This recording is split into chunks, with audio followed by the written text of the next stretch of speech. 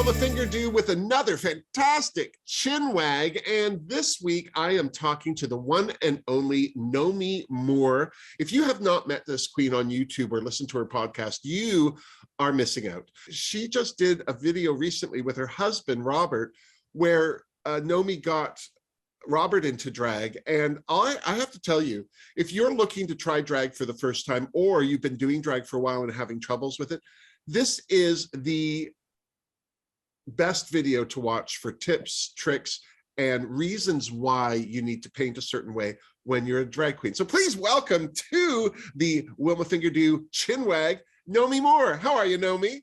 I'm doing great. Thank you, Wilma. Thank you for having me, and thank you for that wonderful introduction. How are you? I'm good. I'm good. Now, when I first saw you on YouTube, you and Robert did a cooking videos together in the kitchen. Yes. I thought were so cute. I have to admit, Thank you. I have to admit that was the reason I went back for more. But then I started watching your tutorials, and you have literally, I have to say, one of the best makeup tutorial, whether you're a drag queen or not. I think you really debunk a lot of misconceptions about makeup, and you simplify what it is we need to get out of our makeup. Makeup can do, I always say it's a makeup brush. It's not a magic wand, but if you know how to use the makeup brush properly, it can give the illusion of being a magic wand. Yeah. So I try to put things, content on my channel that would be appropriate for a biological woman, for a trans woman, or for someone who's performing on stage. Yeah. So you can find a variety of different types of looks, techniques, and styles on my channel. And you referenced Let's Cook Some Shit, which was the cooking series that my husband and I honestly took 2 cracks at, and it just was a failure to launch. And it's a series that I was really passionate and excited about. So maybe it might be coming back. It's going to be like the Real Housewives of Miami. We'll just have to wait and see what happens with it. Oh, funny. Yeah. Well, the two of you are adorable together. In fact, I have to admit, after you did Robert in drag, the first thing I saw was, you call it a jaywalk, where you were just model walking to the camera and back. And yes. Robert walked first, and I have to tell you, I thought that was you. And I thought, good, she looks right? cute. I like that dress. And then Robert went around the corner, and you came out, and it was like, did she just do a quick change? Like, I had a little brain fart, and it was a reveal. I was impressed. How long have you two been together? Robert and I have been together for going on 16 years now, married for 8. Yeah. Oh my God. Yeah. And I don't even have furniture that old. It was really fun to experience that and to share what I do and what I'm so passionate about with my partner. And he actually did his own makeup. I didn't get him in drag. He did his makeup following my instructions. So I would do something and then he would mimic what I would do.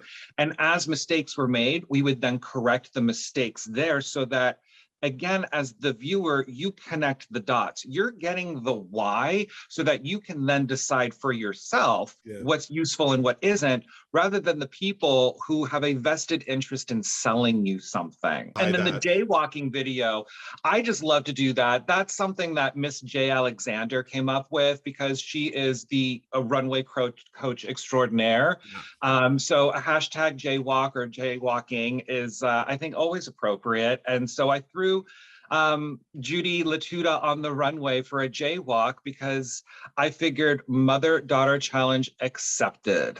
It's very rare for me to watch a makeup video these days and go, oh, and I did it a few times. I was like, oh, I had no idea. I didn't know. But the thing I liked about your approach to it is it's methodical. It makes sense. I learn best when I know the reason. Me too. And that's why I have this sort of anti-influencer campaign for my content.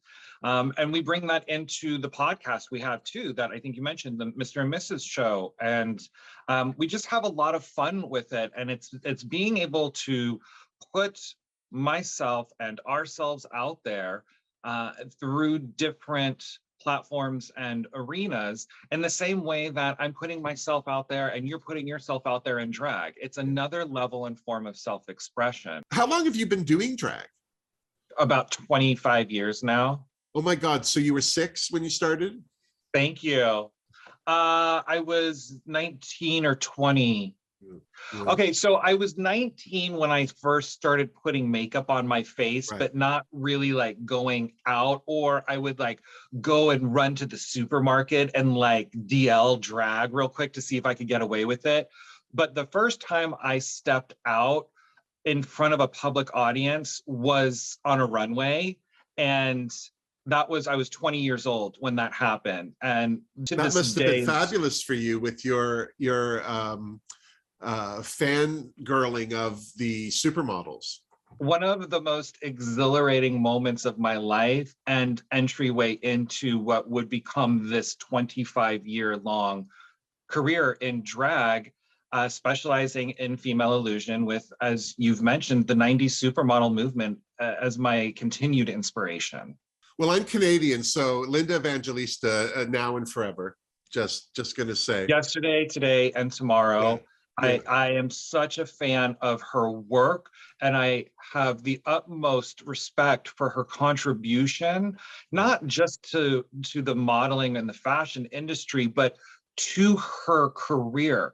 The work ethic that she brought to what she did, regardless of what it was, I think is worthy of so much respect. And I would say my heart is breaking for her right now because of everything that she's going through. And in some small way it is, but I'm too optimistic, and her body of work means so much to me as an inspiration that I'm choosing to believe that she is going to come through this. Yes. And I think she just needs, I've talked to my own doctor because we are discussing cool sculpting as well as other techniques, and I panicked.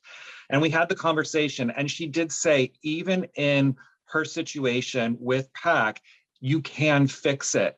And my doctor says she doesn't know why it hasn't been fixed yet, because she fixes those. She's like, I get one of those a year and I have to fix them, and I do. So I'm optimistic and I'm hopeful that this is sort of just a layover in her career, because she said years ago, before any of this came out, that she was just taking a break, but she will be back. And I said, please hurry back. Yeah. And I don't know if that was in reference to what was going on with her cool sculpting procedure or not, but it's interesting when people say that they're retiring. I think retiring means different things to different people. Retiring might mean I'm going to stop doing what I'm doing to earn a living and do something else, or just live off of the fruits of my labor.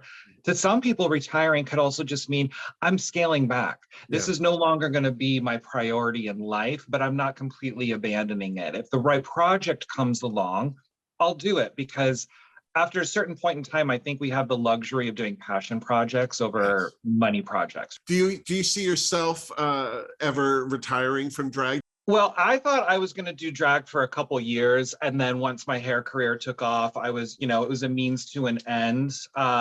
Like being a makeup artist, everything was sort of leading up to me being a hairdresser. You're a licensed hairdresser, and you're an expert color technician. Yeah, I do specialize in hair color, and that's what I was trained in, was just really hair color. But everything led to me in my salon life. But then once I got there, Nomi had been established. In the years that you have been doing drag, what is, in your opinion, the best invention or new thing that's come along in drag that changed it for the better for you? Since I've started doing drag, the easy access and availability to lace front wigs. Right. I worked in theater and we didn't have lace front wigs. Do you know what I mean? You can get them for $40 on Amazon now. Right? Listen, everything that I see done in drag today and that I do in drag are things that I was taught 30 years ago when I was learning how to do all of this stuff. Yeah. But if you've only just discovered it through YouTube today, you don't realize the history or the evolution of a product or a technique.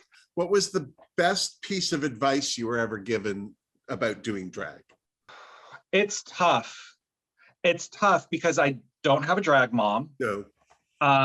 I didn't come up in a community of drag queens. Right. And when I did hit the scene, I was only a part of that community for a very short time before my career took me back out of the bars and was more editorial based. Yeah. So I didn't have a lot of advice. And the things that queens would say to me early on in my career, I didn't find out until 10 years later that they were all sabotaging efforts. It wasn't until one friendly person came up to me and said, Jared, everyone is intimidated by you because no one has hit the scene as fast as you have.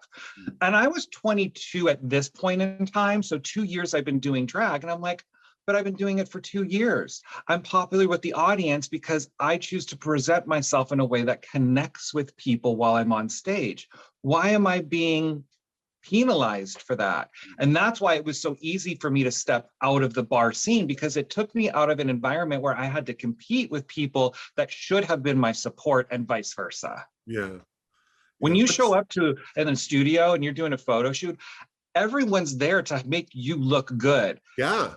If you had, or if I had that feeling when I was backstage with queens at another show, whether it was, when I was doing shows regularly and it was a set cast, it's a different story. But when you're guesting or you have guests come in, if I had that kind of feeling backstage, I would probably still be in the clubs and the bars performing. Yeah. But I said to myself, if I work this hard to do what I do, why should I be getting shit from it from the people who are doing the same thing that I am?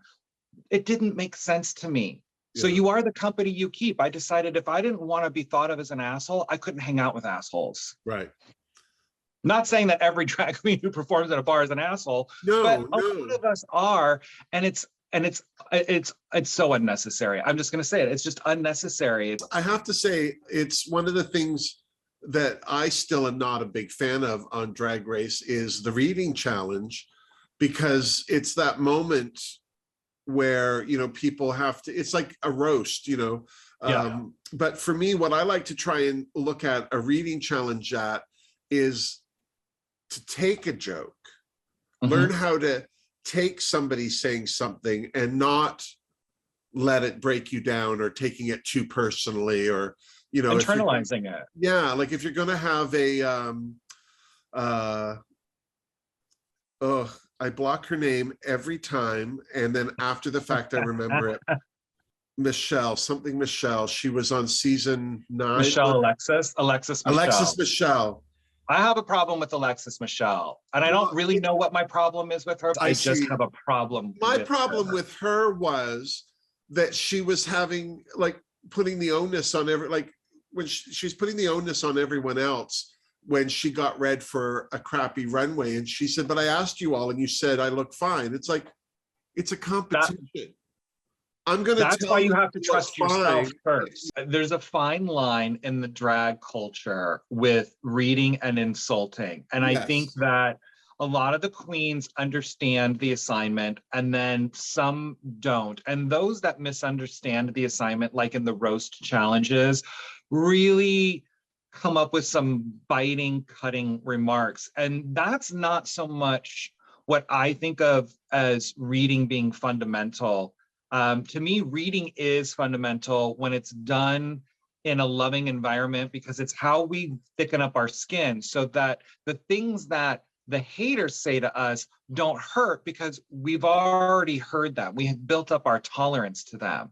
But I also think that there's a huge difference when you are part of a weekly review with the same cast versus a touring performer that's constant. Every night, it's a different show with a different cast. When I was in a weekly cast, it was kiki. Yeah, there was drama, but there wasn't the same level of sabotage and backbiting that I would experience when I would go as a guest to a show. I mean, I've had outfits stolen out of my bags. I've had my music taken. I've had CDs scratched. I've had people tell the owners that I was a drug addict and they shouldn't let me into the bar. And I'm like, excuse me, we're all doing blow. Like, what are you fucking talking about? And I was such a benefit of the doubt person because I was a people pleaser and I needed people to like me and accept me, that I just sort of took everything on the chin. And then I stepped away from drag for maybe like 6 months or so, and then came back to it and just had a fresher perspective about the evolution of my own personal statement, rather than trying to be the thing that I thought was going to entertain the people who were looking at me. Right. And in doing so, I got a different set of eyes to look at me. And it's a better, more validating audience because it's in line with the message that I'm delivering.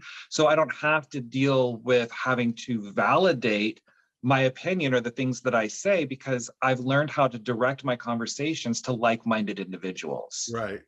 Again, why I stepped out of the bar. Yeah. I think this is one of the reasons why I enjoy your podcast so much.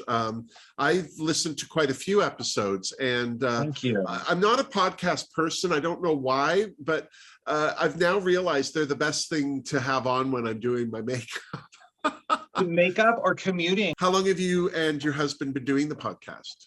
We have been doing it for a year now, or maybe about a year and a half. Oh, wow. We actually just wrapped season 2, which there's 2 episodes left, and then we're going on a break, and then we will be back in the summer for season 3. Nice. Well, that's exciting. Yeah. What do you see in the future for the podcast? Do you have any goals or direction you'd like to take it in? We did. Yes, we did. So with season 2, what we wanted to do is create a live vodcast. And we have a lot on our plates, and I don't get monetized for the content that I put out, which isn't a goal of mine, but would be useful in helping to supplement the content that we put out and the giveaways that I host on my channel, which are all out of pocket to me. But I figured if I'm going to tell you how to do something, I got to give you the opportunity to use the products that I'm teaching you about. That's amazing, because you have, I mean, I've won a couple of your giveaways, and yeah, they're not crap. I mean, you know, thank you. Morphe palettes, and I mean, the one that you just wrapped up recently was the Mickey and Friends. Yeah. And I wanted to win that one. Like, I've won a couple where I've been like, can I give these back and win that one? Yeah. But it would be nice to have that monetization to keep bringing the content back. And so with season 2, we wanted to try to make that live vodcast format happen so that we didn't have to have someone come to the studio to record the podcast. But then again, not being monetized, a lot of stuff already going out of pocket, and we're both really busy. Like, I have my salon, and then I have my modeling career, and I have the YouTube content, and then we have the podcast, and we have 3 dogs, and we also have to have time for self-care. So we would like to have goals for the podcast, but we then realized that with as much as we have on our plates and with all these irons in the fire, that to deliver quality content meant we couldn't stretch ourselves too thin. So at this point in time, to answer your question, I think the podcast is going to just take its own organic course, and where it's going to go is really dependent on the listenership. The only thing that I'll say I would like to work on, which I mentioned earlier, is rebooting the Let's Cook Some Shit franchise. I think that it is something that deserves play. But like I said, 2 attempts, I didn't make it through a first season both times. So again, it's like Real Housewives of Miami. I want it to happen. I just don't know if the people that tune in for my content are as interested in that type of engagement. So it might actually be a completely separate channel altogether. We'll see what happens. Yeah, that might be interesting to see. Yeah.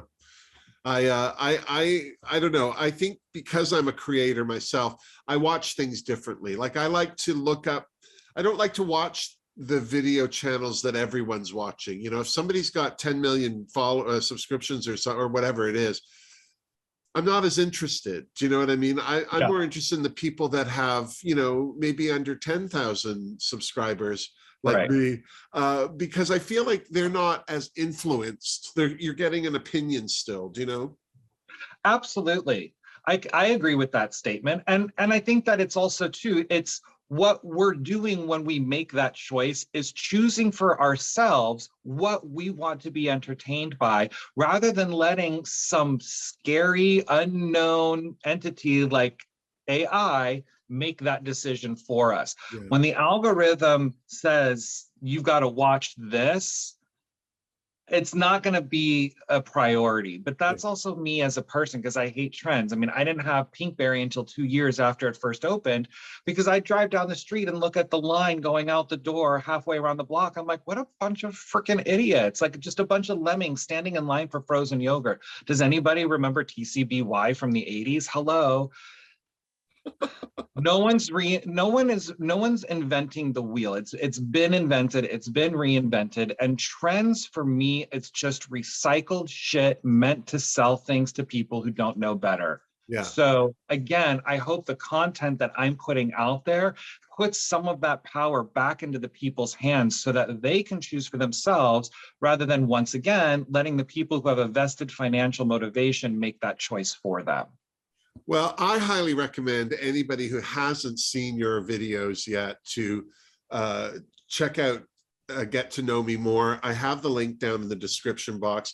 And your podcast, the Mr. and Mrs. Show, it's not just refreshing because it's a married gay couple talking, but it's because, you know, you're queer people talking about whatever you're talking about. And in some cases, I may totally agree with what you're saying, and in others, I might not, but it's okay. Do you know what I mean? Like, absolutely, it's okay to not agree with everything. And I like that. Right. It gets the juices flowing. And a difference of opinion is not mutually exclusive to opposition. No. Because if one realizes that the only thing that we disagree on is our perception of the situation, then there's no problem having a difference of opinion, because if you're my friend, if you're a human being, I inherently should respect you and your perception, even if it's not in line with me.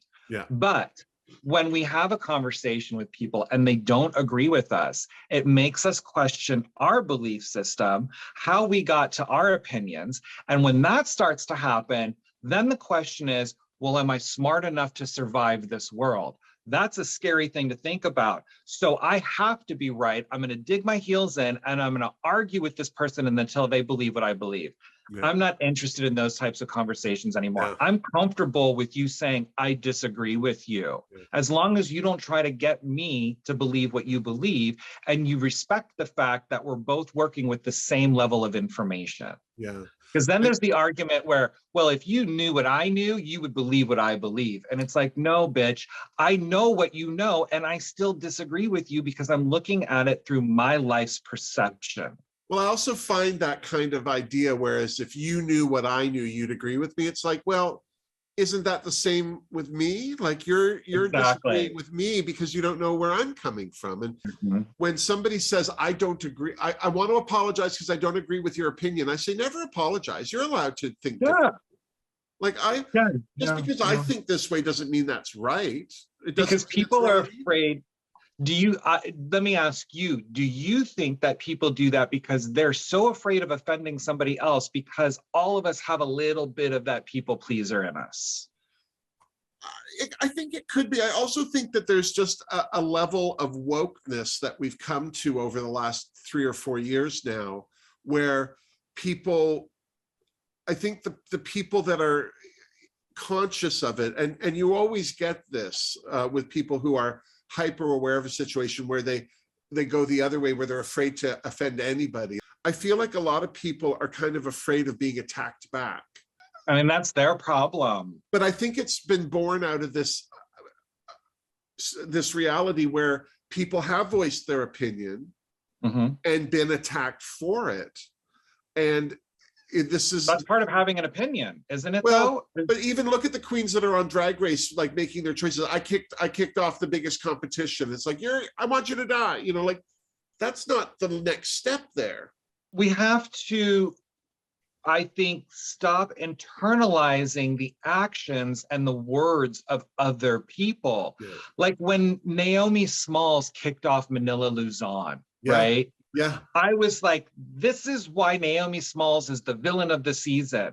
Now you can read that and you can say, wow, what a cunt. Nomi just totally attacked Naomi for playing the game. Or you can be like, wow, Nomi is really entertained with this and getting into it. And that was the case. I don't know who Naomi is. I don't think in my mind that I have a relationship with this person because we're both drag queens. So my comment is strictly about my perception of the situation. And if you know me, you know my sense of humor and you know my delivery. And if you don't, then you have to say to myself, I don't know Nomi, even if I know who she is. Yeah. So why not take it in the tone that it's meant? And if you misunderstand it and I correct you, take the course correction, because I'm not afraid of anybody. So I don't have to lie or make up excuses for my motivation for the things that I say and I do. Yeah. I think if everybody came from that place, it's coming through the front door. It's being open, it's being genuine, it's being vulnerable, it's being okay with being told no, but still asking for what I want. But I think all too times people, and most specifically drag queens, are guilty of this. We go through the back door because we don't want to get attacked. We don't want to get read. But babe, that's part of the game. Yeah. That's how you know you're reaching people. You don't have to meet it back. But I would never be afraid to say something for fear that someone wouldn't like what I have to say, because then I'm letting somebody else quiet my voice. Why would I do that? Yeah. Why would I give that power away to somebody else? I need to be confident and comfortable in the place that I'm coming from as being organic. That way, when people do attack me, I'm not fazed by it because I know there's no truth to what they're saying. Yeah. But if I think you're a bitch and I'm like, oh, I love Wilma, and someone heard me call you a bitch, when someone says, well, you think Wilma's a bitch, I'm going to get nasty and testy because I'm afraid that the truth is going to get exposed. But if I'm like, Wilma's a bitch, but I still like to hang out with her, and then you hear that I called you a bitch, you're like, yeah, but we still hang out. So what's the problem? Yeah. Well, I'll tell you right now, I would never be bothered if you called me a bitch because I've never liked you. I'm not a very likable person until you get to know me, because that's why my handle is Get to Know Me More, because I'm not triggered by it anymore. But you hit on something earlier where you said, I'm not going to watch this pretty stuck up bitch. And that you are not the first person to say that, and you will not be the last person to say that. Since the day I walked out on that runway in drag, I have gotten that insult. Okay, that's fine. That's your perception of the aesthetic that I've created, but that means that you're not paying attention. Yeah. You're not paying attention because I look like this, but how many of my photo shoots do you see where I'm disheveled, I'm messy, my hair is not I love reality and fantasy. I like to blend the two together. Yeah. So you can say that I'm a stuck-up bitch, but once you get to know me more, you'll realize that there's a hell of a lot more underneath the veneer. And I'm willing to share all of that with the people that I think are just being honest and genuine enough to deserve that type of relationship with me. Yeah, well, I highly recommend everybody to get to know me more, and you can do that through her YouTube channel. You can also do that with her fabulous podcast with her husband Robert, the Mr. and Mrs. Show. Those links are down below in my description box. Nomi, thank you so much for taking this time once again to do this one interview. If this doesn't take, we have to break up. We can't be friends anymore. I think irreconcilable differences. It's the universe telling us no for you. No. If at first you don't succeed, try again. Well, I think the next stop is me on your podcast then. Yes, I'm looking forward to it. I'll have my people call your people. All right. Well, it'll be me, but I actually, when my wig's off, I use a different voice. I don't know why. It's a Yugoslavian accent. I don't understand why, but that's how I roll. I cannot tell you how many people I know in Los Angeles that call places as their own assistant to get reservations. That's how you have to do it in Los Angeles. Fake it till you make it, baby. Yeah. If you're not important, people don't want to talk to you. And here in Toronto, it's the same. It's not as prevalent, but yeah, it's the same. Yeah, humans are humans. Yeah, pigs. Yeah. Couchon. Yeah. Le cochon. But anyway, thank you so much. All the best to you, and continued success. And I can't wait for the Mr. and Mrs. Cooking stuff comes back, because I think that we're being punished with it not being available. Well, thank you for putting that out there. I appreciate it. Thank you so much again for this time. It's always such a pleasure chatting with you. Oh, my pleasure. Thank you again. All right. If you like this video, please give it a thumbs up, and don't forget to subscribe to my channel. Also, share this video with anyone you think would enjoy the conversation, because, you know, don't be selfish. It's a free world out there. And until next time, miss me. Mwah. Seriously.